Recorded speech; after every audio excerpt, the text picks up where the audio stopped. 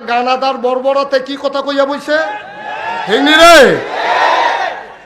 তুই যেই ব্যাপারে জানোর এই ব্যাপারে দুম ধরে না থাকবি তুই কথা কইস কি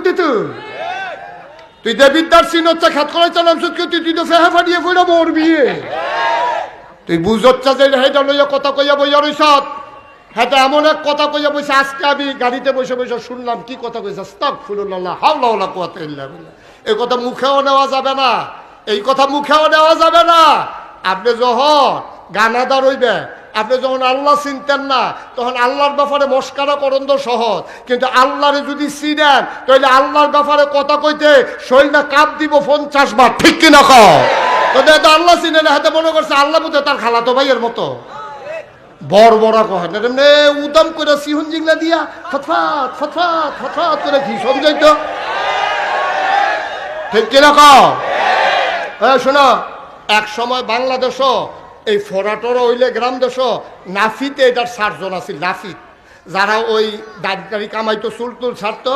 তাদের কাছে গেলে নাফিতে ফোড়া মোড়া গাইলা দিত ব্লেড দিয়া ফুস দিয়া এখন সব নাফিতের কাছে যায় ডাক্তারের কাছে আর কেউ যায় না সব ডাক্তার মিললে মিটিং বসে কি দাঁড়িয়ে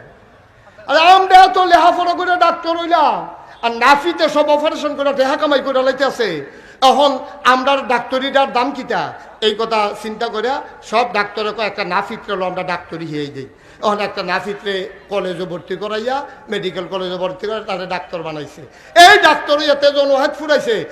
তার কাছে হরা লইয়া গেলে তে আর হরা অপারেশন করে না কই কি তো করো নাকি তুমি আগে দিয়ে ফুলতে তাহলে তখন কাউ এতদিনে ফইরা বুঝছি শৈল অনেক সিহন সিহন রোগ আছে আমরা যে বকর করে ফুল দিয়া লাই কমালা কোন রোগ ফুটছে যে কোন যেত না মানুষ মারাও যাইতে পারে এতদিনে ফইরা বুঝছি তো না ফইরা